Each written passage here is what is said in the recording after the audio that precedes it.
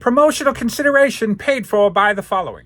Gone are the days of wrestling with our favorite LJN wrestling figures, trying to convince them to stand up. What's a guy to do? I'll tell you what you're supposed to do. You're supposed to get on Etsy and look up 4 Left 3D Creations and get yourself these amazing custom LJN figure stands. There is a custom stand available for every single one of your LJN Wrestling Superstar figures.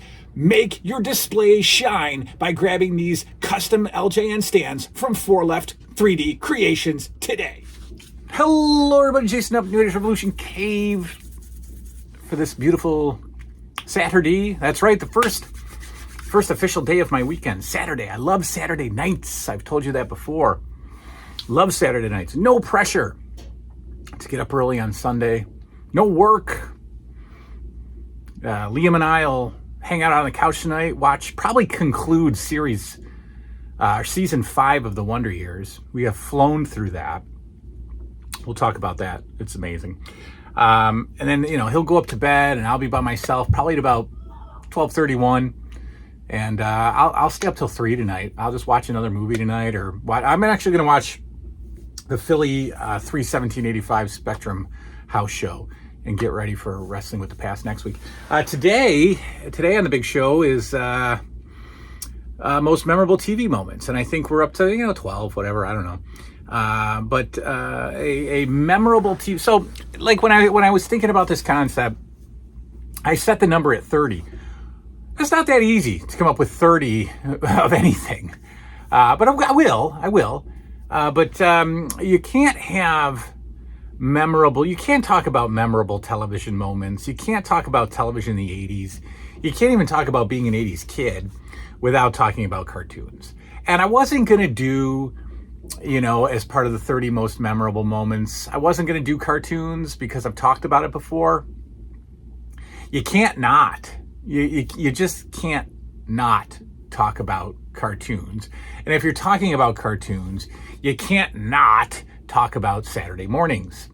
That's not all we'll talk about on the show today, but 30 most memorable TV moments, number 12, 13, cartoons. Saturday morning and otherwise cartoons. Now, I've told you before how I do my nighttime routine is either a movie, wrestling, for Wrestling with the Past, or a TV show. And so the TV show I'm on now is The Wonder Years. I don't know what's coming after The Wonder Years. I haven't decided yet. I'll put it out there for you guys to maybe decide. Maybe I'll do a vote on what show you want me to watch next. But I decided I've got such a huge collection of cartoons also. I thought, well, just throw those in too. Throw in an episode here and there. And so I'm currently watching Rambo. I'm on disc 2 of Rambo, and there's 5 discs. And I also started a pup named Scooby-Doo. And there's 2 seasons of that. 2 discs. No, there's more than 2 discs. I think there's 2 or 3 discs per set. But there's 2 seasons of Pup Named Scooby-Doo. And you can't even say that without singing it. Scooby, a pup named Scooby, Scooby. A pup named Scooby-Doo. Scooby-Doo, Scooby-Doo. All right. So I'm watching that. And it is, now I'll say this. I'll preface the show by saying this. It's not easy. It's not easy. I wish it was easier. I wish it was as easy for me to watch cartoons as it is for me to watch 80s wrestling, 80s television, 80s movies. But dare I say it's not. It's not. I have to really do nothing else when I'm watching cartoons. My brain has got to be zoned into the television while watching cartoons. If I start scrolling, I'm gone. If I think about something else for too long, I'm gone. And I don't even know what I just watched. Cartoons, I guess we've grown out of them for the most part. But they're still entertaining, and I will watch all my stuff. It's my stuff. I own it. I'd like to watch it before I die. And there's a lot of stuff to watch. So that's kind of a stretch. It's not an understatement. But at one point in time, these things captured our captured our attention full on. We could not be distracted by any external stimuli. My children today cannot be distracted by external stimuli while they are zoned in on something, whether it's, their YouTube or, a show on Netflix or even a game. They're gone. They're so zoned in, and I was at one point too. And I know that I loved them as much as I think I remember I do. Saturday morning cartoons, folks, we could go on forever about Saturday morning cartoons. They were probably one of, if not the most important parts of our childhoods, was this Saturday morning cartoon. We're not going to go into whatever happened to and why. We've already covered that. But it was just special. It was just special to have an entire morning of television dedicated to us. It was all about us. And that says a lot, too, about, what the world was at, or what the country was at that time. That, children were important enough that an entire morning of innocent, harmless programming was dedicated just to us, right? Just for us. And they protected us during that. The commercials were kid-friendly. The cartoons were kid-friendly. And even the time, obviously, was kid-friendly. It wasn't on Thursday night. It was on Saturday mornings when all of us were fresh off of a week of school. And I like that. That sort of protection of children does not exist on television today by any means at all. In fact, to stretch it a little bit, pay channels like HBO and Cinemax and Showtime would not show R-rated movies prior to 8 p.m. And, everything before that was at least, not R. I don't know if it was kid-friendly, but it wasn't R. Again, protecting things. And that protection and that innocence and purity is long gone. Long gone. The television guide, the TV guide, was a massive part of Saturday mornings. Even though we knew what was on, even though it was already programmed in our brain, I'd still read the Saturday morning lineup just to see what I was going to watch. And, we all had our favorites, but I would occasionally take the TV guide and do my Saturday morning planner, where I would grab a notebook and I would attempt to start my day at 6 a.m. That didn't always happen, but I would start at, let's say, 7 a.m. and I would write down every show that I was going to watch, the channel that it was on, and I would figure out when I was going to turn the channel and when I was going to get ready for the next show. And I would do that all the way up until wrestling, at noon or 11 or so. And that made going to bed on Friday night, kind of fun, because again, we had something to look forward to. And imagine if we lived in a world like that today, where kids, really of all ages, kids were in front of the television on Saturday mornings with a bowl of cereal at 13. Dare I say 14? Dare I say 15? I know I was, right? Imagine if we lived in a world like that today, where it mattered, where it mattered. That we would go to bed on Friday night knowing that we were going to have some fun on Saturday morning with animation. Favorites, of course, we've talked about my favorites. I loved G.I. Joe, but I don't really ever remember it being on a Saturday morning. I loved kind of the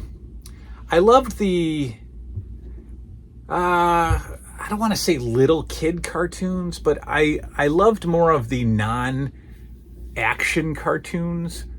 I was more of a fan of like the Muppet Babies and the Gummy Bears and the Get Along Gang and what else? Scooby-Doo, obviously. What else did I watch? Well, obviously Hulk Hogan's Rock and Wrestling. Popples, My Pet Monster cartoon, Pound Puppies. For some reason, I found those more comforting on a Saturday morning than Transformers or G.I. Joe or Cops or, Brave Star or things like that. I was more into I almost want to say I was more into the cartoony cartoons. You know, I don't know if that's the right description, but I was more into the more playful cartoons. Now today, the playful cartoons are hard for me to watch. Now, Pup Named Scooby-Doo is just good. It's a good cartoon, so I'll watch that. But Rambo keeps my attention. G.I. Joe kept my attention like I was watching a movie. I know Transformers will keep my attention. I know things like Brave Star and Cops will keep my attention. I'm not sure I'm going to have an easy time going back and watching Gummy Bears or Smurfs now, you know, or Pound Puppies now. I think that might be too cartoony for me to stay interested. I don't know. So far, Pup Named Scooby-Doo, it's great. In fact, I kind of like it better than Rambo. Rambo's good. Rambo's also good, though. Don't get me wrong. But there's a very strange sequence in Rambo, if you've ever seen the Rambo cartoon.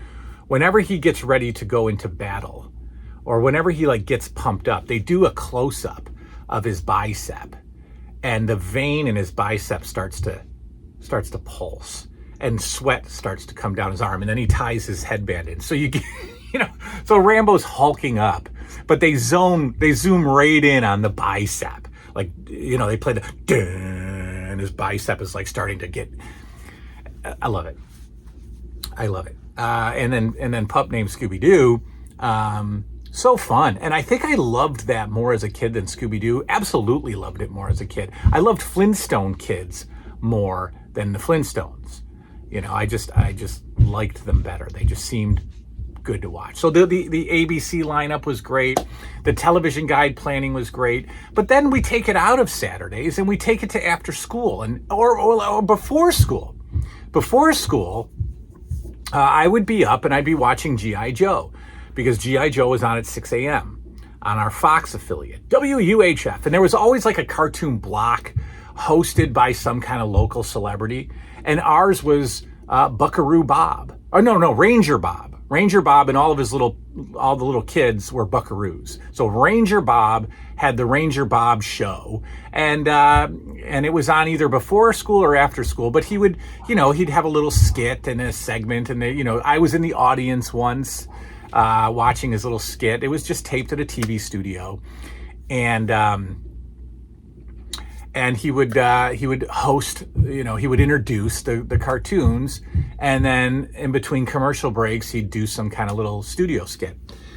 And so that was, again, before or after school. I watched the G.I. Joe. I would watch something called The Great Space Coaster.